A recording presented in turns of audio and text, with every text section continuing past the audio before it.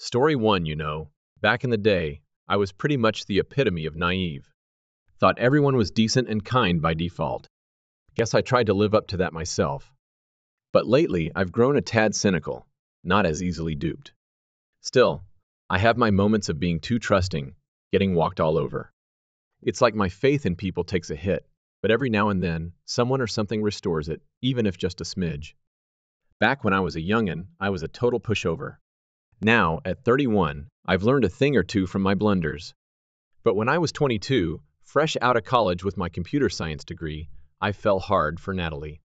Natalie, she was 4 years older, also studying at the same college, chasing her English degree with dreams of being a writing teacher and scoring in Master of Fine Arts. We were from different worlds, different interests, yet somehow we clicked like nobody's business. Natalie hailed from Greece, spent her early years there, till she hit 10, while I uprooted from Japan to the USA, just for college. Props to Natalie though, man. She really upped my English game. Funny thing is, I picked up a ton of Greek from her too, but she never bothered with a lick of Japanese. Anyway, things got real serious, real quick. Just 2 months in, and we were already exclusive. Looking back, I realize I've always been kinda easy to sway into relationships. Even back in my teen years, if a girl showed interest, I'd just roll with it, thinking it was the polite thing to do. Don't get me wrong, I was into Natalie, but now, years later, I see she pretty much nudged me into it too. After I wrapped up my degree, I landed this killer gig as a software developer with a fat paycheck. Natalie was still wrapping up her BA in English and working at some clothing joint in the mall. I guess you could say I was a bit of a soft touch, always trying to be the nice guy. I even let her crash at my place without chipping in for rent. She said she'd cover groceries, but we ended up eating out most nights, so she didn't really help out financially. She claimed she was covering school expenses with scholarships, and I had no reason not to believe her. Then, when she graduated, she flipped the script and popped the question, proposing to me. It was kind of weird because I grew up with the idea that guys do the proposing. But hey, this is America, and things can be different here. So my folks live in Japan, but they flew out for the wedding.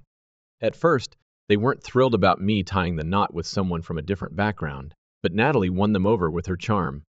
I always talked her up, and since my folks don't speak English, I had to do a lot of translating. Props to Natalie for being patient with that. Her folks, who are Greek Americans, were totally chill about us being together.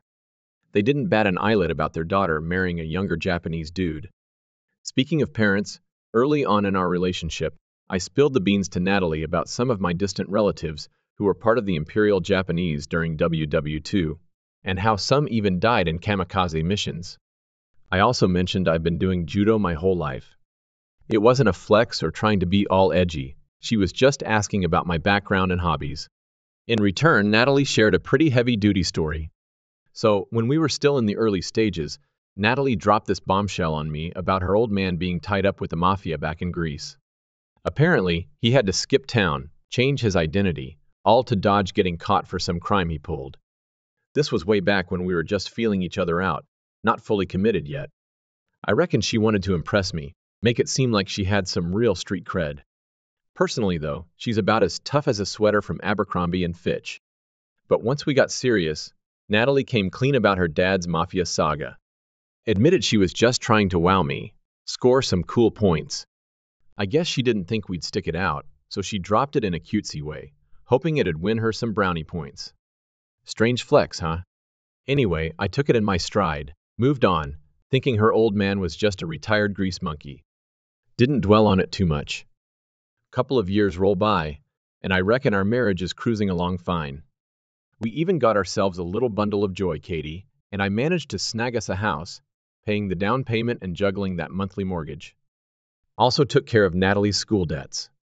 Turns out her scholarship yarns were all hogwash, which, looking back, should have set off some major alarm bells about her honesty.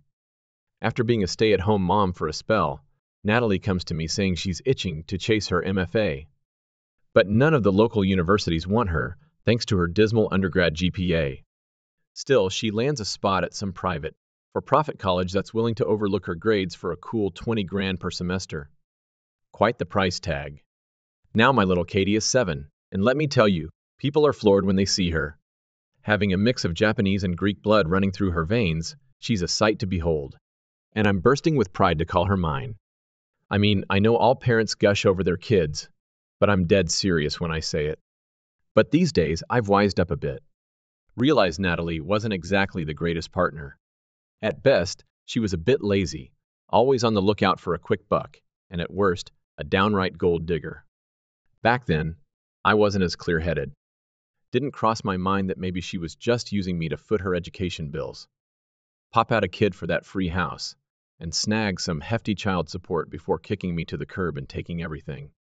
Sometimes I get a bit soft, wondering if maybe Natalie didn't scheme it all out and actually had some genuine feelings for me at some point.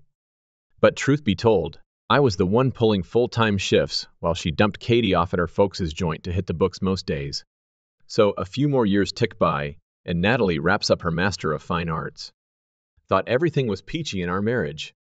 I had this steady work gig, balancing time with the missus and our kid, doing all the usual family stuff.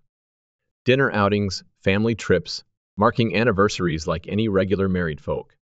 But then, out of nowhere, Natalie drops this bombshell on me, hitting me with the classic "I need space" line, which I now realize is just Greek for "I've been stepping out on you for a while, and I don't give a damn if you know." Can you believe it? So of course I grill her about it, asking if there's someone else in the picture, and she's all like, "Nah, I just need to find myself." I'm thinking, okay, what the heck does that even mean? You packing your bags or what? Man, I tell ya, I was such a chump. Ended up holed up in some rundown motel room, shelling out a fortune weekly, all the while still footing the bills for our 3-bedroom house, just to give her some space. Natalie, in all her nobility, allowed me to visit my own house on Sundays, to see our daughter, and put on a facade of being a happy family, even though I was staying at a Motel 6. But then, just a month into this arrangement, she dropped the bombshell. She wanted a divorce. It hit me hard. She used the classic line, "I need to find myself," which sounded like total BS to me. The divorce announcement wasn't exactly surprising. It was more like the last straw. I even had to ask her if there was someone else, but she insisted there wasn't. She flat out told me she didn't love me anymore. I had somewhat come to terms with it, so Natalie leaving didn't completely devastate me. What really hurt was knowing I'd have to share custody of our child. Instead of maintaining the facade of a happy family, which I admittedly fell for, Natalie didn't want to share custody, she wanted full custody. To make things worse, she started fabricating accusations against me. While I was holed up at the Motel 6, she went to her parents and spun a tale about how I had been offensive for years. She even pointed to my judo practice as evidence of my aggression. During the court proceedings, she accused me of being offensive to our 3-year-old daughter. I tried to defend myself, insisting she was making it all up, but she persisted, alleging that I was emotionally and verbally abusive to her as well. It was absurd because she was the one who said she needed space and kicked me out, yet she labeled me a liar. The whole legal process was messy and ugly. The judge, who seemed relatively young but remarkably jaded, sided with Natalie. I was denied custody and granted only supervised visitation rights. So as Katie got older and started picking up on words, Natalie started poisoning her mind against me, you know? Like, she really got into her head. And it got to the point where Katie didn't even want to see me, not even for those supervised visits the court ordered. I don't know if Katie herself ever straight up said, "I don't want to see my dad," but every time, it was like she was just relaying the message that our daughter didn't want to see me. She'd send these texts, saying stuff like that. Man, sometimes I'd hope I could catch her slipping up, admitting on a recording that I never did anything wrong, that she was just making it all up. But I think she was onto that too. So she stuck to texts where she could be all careful with her words. And a whole year just rolls by, I'm still stuck paying the mortgage on a house I can't even live in, and I can't see my own daughter. And then, out of nowhere, my boss calls me into his office and drops the bombshell. I'm fired. Like, no warning or anything. It's one of those regular jobs where they can just let you go for whatever reason. No need to explain. Man, it was a real shock for me and the whole team, seeing me walk out with a box of my stuff, heading to my car. Just like that, everything went south. So, as the days and weeks went by, my old coworkers started filling me in on some office gossip. Turns out, my ex-wife had been making some false claims about me to the HR department. She was saying I wasn't coughing up child support, that I was some kind of obsessed weirdo, and that I was a downright offensive husband. Now that I know what was going down, I realize I should have clued my boss in on my divorce right away and warned them about my ex's antics. I tried texting Natalie to confront her about it, but she played dumb and even got our mutual friends to swear to secrecy. They spilled the beans that Natalie had landed a gig as a composition teacher at some community college after scoring her Master of Fine Arts. It seems like she waited until she had me locked into those child and spousal support payments, regardless of my income, and then she decided to mess with my career for her own twisted reasons. Luckily, I had some solid references from my old job and a pretty in-demand skill set, so I wasn't sweating too hard about being unemployed for long. But to keep up with all those payments to Natalie without draining my savings, I needed something to keep me afloat. So I started driving for Uber for a bit, just to make ends meet while I was interviewing with other companies. I managed to sock away enough cash, so I wasn't jumping at the first job offer that came my way. And it was during one of my Uber rides that I met Victoria. She was about my age, just a smidge older, and worked in graphic design. She had Italian roots, but had been in the States her whole life and didn't speak a lick of the language. We hit it off, started chatting, and before I knew it, we were officially a thing. What's cool is, she knew all about my situation, and the best part was, there was no pressure to slap a label on our relationship. It was the first time I felt that way in a long time. Meanwhile, my lawyer was trying to wrangle with Natalie's side to ease up on those hefty monthly payments or adjust visitation rights. But it was like banging my head against a brick wall. Natalie's lawyer came up with some paperwork, claiming she was only working part-time and couldn't afford her lavish lifestyle. Funny thing was, Natalie never showed up to these meetings herself. She let her lawyer do all the talking. Oh, and get this, she even slapped a restraining order on me, preventing me from setting foot in my own house, just to bolster her whole made-up story about me being some kind of violent jerk. It's almost comical now. Sure, I've got some judo training under my belt, but I've never used it to hurt anyone, not even in self-defense. My training buddies always say I hold back too much, always worried about making others uncomfortable. So Victoria and I were seeing each other for a few months. And during that time, I land myself a sweet new gig in the tech industry, with a fat paycheck to boot. And unlike Natalie, Victoria's got her own place and ain't in no rush to shack up with me. Actually, she's the one who threw out the idea of me moving in with her. But I'm kinda digging my cozy one-bedroom setup and want to take things nice and easy with her, As time goes on, Victoria's totally cool with the whole deal. She lets me in on how she's hitting up community college to snag her AA in graphic design. Turns out, she's got a natural talent for it and is already killing it at work without any fancy degrees. But her boss is all hung up on needing that piece of paper to give her a proper promotion. Ain't that just the way? Now, here's where it gets real interesting. Victoria's English teacher, a must-have for her degree, turns out to be none other than my ex-wife. Crazy twist, right? But Victoria's a real champ. She keeps our relationship under wraps, just like I asked her to. And she goes the extra mile, getting all buddy-buddy with the teacher, suggesting they grab drinks after class and all that jazz. Over the next few weeks, she's like a pro at gaining trust and working her way into the inner circle. So she wraps up the course with flying colors and still keeps her friendship with the teacher intact. But here's the kicker. Victoria manages to snag a recording of a conversation where Natalie spills the beans about working full-time at the college. All it took was a couple of drinks and some friendly chatter to get Natalie talking. Little did the teacher know, she was spilling the beans to her ex-husband's girl. It's a real riot how things unfold sometimes, especially when someone thinks they can trust you as a friend. Man, big cheers to Victoria for handling this whole mess with style and getting Natalie on tape, straight up making fun of me for driving for Uber. Priceless, right? I mean, get this. She's caught saying, the guy's got a master's in computer science, but he's driving a taxi. Victoria, she's just doing her thing, slowly but surely, recording Natalie admitting she's a liar and dissing her exes like they're total losers. She really pulled a fast one on them. So Victoria manages to snag Natalie on tape confessing that her ex was nothing but a harmless dweeb, a real scaredy cat. So was he a nice guy?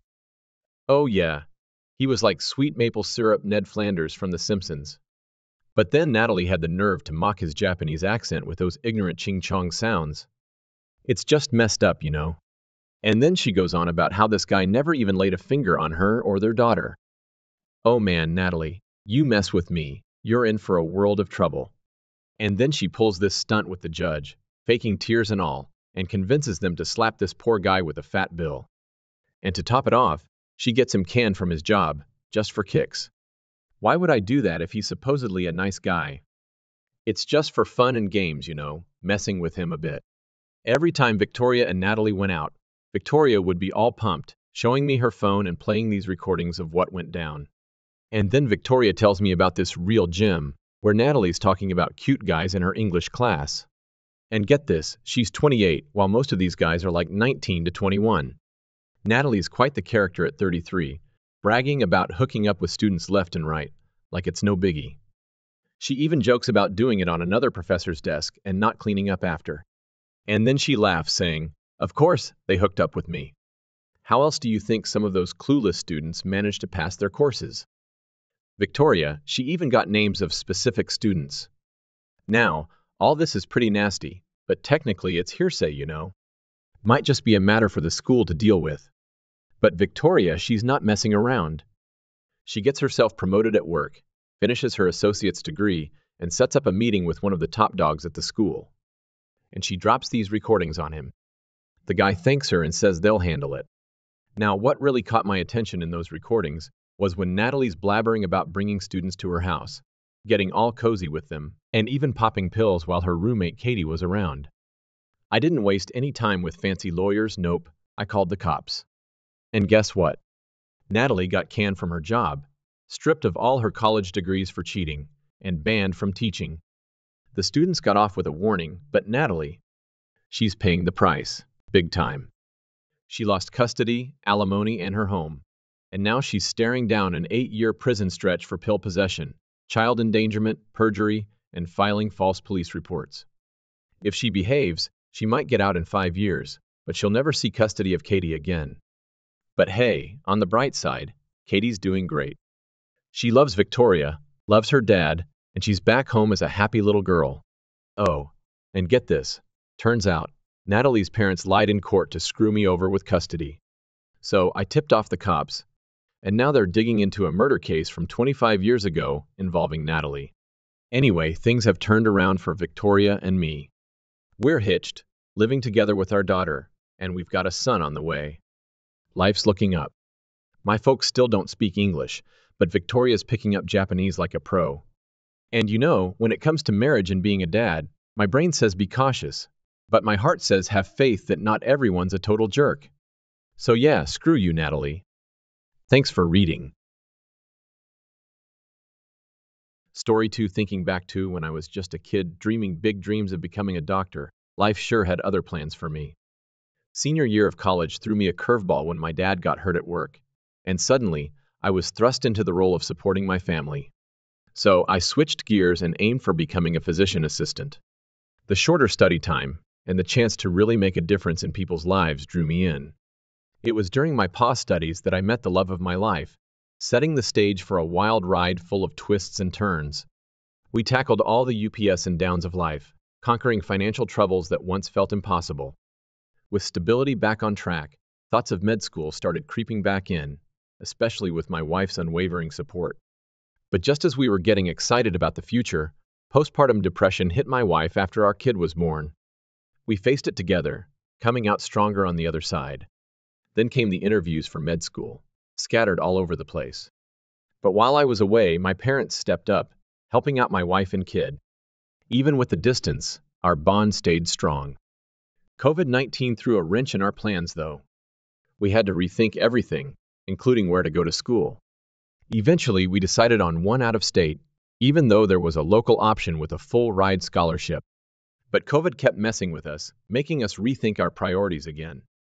With my wife almost done with her student loans and daycare not an option, we made the tough call for her to stay close to my parents while I chased my dreams. And just when we thought things were settling down, bam! Late October hit us with the bombshell. My wife wanted out. Thanksgiving brought a brief break from the chaos, but we couldn't avoid talking about it. And then came the ultimatum. Her or my dreams of becoming a doctor? That choice weighed heavy on me. Despite trying my best to fix things, the gap between us just kept growing. Irreconcilable differences and unmet expectations pulled us apart. As the reality of our separation sank in, I worried about our kids' future. The thought of a broken home cast a shadow over everything we'd hoped for. We tried mediation, hoping to salvage something from the wreckage. But even as we tried to patch things up, her infidelity threw a wrench in our plans. Betrayal, deceit, and heartbreak tore at the fabric of our relationship. The woman I thought I knew felt like a stranger, her actions betraying the vows we'd made. Facing the truth of her infidelity left me torn between closure and the hope of redemption. But no matter how hard I tried to forgive, the wounds ran deep, leaving me lost in uncertainty. In the aftermath, doubts lingered, clouding any chance of reconciliation. Yet, amidst the pain, love remained our guiding light, offering hope for a brighter tomorrow. As we navigated the road to healing, I found comfort in the enduring power of love. Despite the darkness, it promised redemption and renewal, lighting the way forward. In the end, it's love that carries us through life's storms, reminding us that even in our darkest moments, there's always hope for a better tomorrow. Update. So, picture this. My world gets turned upside down when out of nowhere. My wife hits me with a bombshell. She wants a divorce. We've been together for 6 years, hitched for 2, and we've got this little dude, just a year and a half old. At first, we thought maybe we could sort things out through mediation, you know. But then she pulls the plug on that idea, saying we should deal with our problems on our own. Trying to patch things up, we decide to take a trip to New Orleans over Christmas. But something's eating at me, so one night while she's out cold, I sneak a peek at her phone. And man, what I find shakes me to the core. Her chats with her sis and her beastie? Totally wiped clean. Red flag, right? So I dig deeper and stumble onto this group chat she missed deleting, laying bare her affair with some other dude. I mean, talk about a gut punch. The messages were full on declarations of love for this other guy, and straight up trash talk about me to her pals. And even her sister, who I thought was family, had been in on the whole charade, acting all surprised when she found out about the divorce. It was betrayal all around, leaving me grappling with the reality of her lies. When I confronted her about it, she owned up to the affair but still wanted to make things work, or so she said. But actions speak louder than words, right? She hands over our kid to me while she's off gallivanting with this other dude, showing me where her priorities lie. I couldn't wrap my head around how the woman I married could turn into someone I barely recognized, capable of such deceit. And her trying to cover it all up just made things worse, leaving me feeling stabbed in the back, realizing our whole marriage was built on lies. So there I am, parked outside her workplace, armed with divorce papers, ready to face the music. It's a painful end to our journey together, leaving me to pick up the pieces of my broken heart and figure out a new path forward. Update. So I roll up to our usual spot, and right off the bat, I can tell something's up with my wife. Tears are already streaming down her face, and I haven't even said a word yet. So I take a deep breath and drop the bomb. I know about her cheating. And man, she just falls apart. She's apologizing like crazy, saying she's not worthy and hating on herself for the person she's become. But honestly, it all feels kind of fake, like she's just saying what she thinks I want to hear. Even with all her apologies, I can't shake this feeling of betrayal. She starts asking who spilled the beans about her affairs, but I stand my ground. The betrayal ain't in the fact that I found out. It's in her lying to my face this whole time. Turns out she'd been having not one, but 2 affairs, and I had no clue about either of them. The first one started innocently enough, she says, because she was feeling all lonely after our kid was born. She starts sexting with some married pest control guy, but she swears it never went further than that. Problem is, she kept it a secret until I found out. Then there's this second affair she had with some young tile worker she met in September. Despite the language barrier, they found comfort in each other during her tough times. And get this, even during the COVID lockdowns, she's still talking to this guy, keeping the lie going. Her actions had consequences too. She's been blowing our money to help out this second guy, saying it's just to be nice. But even she admits these relationships ain't gonna fill the void she's got inside. She tries to put some of the blame on me, saying my decision to go to med school left her feeling lonely. But I ain't buying it. Her cheating's about way more than just me being busy with school. Even though she's saying sorry and promising to make things right, it all feels empty considering how much she's been lying to me. I know what I gotta do. I'm filing for divorce. But with our son in the picture, things get complicated. I talk it over with my cousin, who's been through something similar, and he warns me about the impact on our kid. The thought of raising my boy on my own hits me hard. I'm torn between getting justice for myself and making sure my son's got a stable home. In the end, I decide to give our marriage one last shot, but I'm keeping my guard up. I figure I'll take some time away from her to figure things out, give us both some space to think. While I'm at my folks' place for the night, I find a bit of peace in the familiar surroundings. Forgiveness ain't on the table yet, but maybe, just maybe, there's a chance for a fresh start somewhere down the line.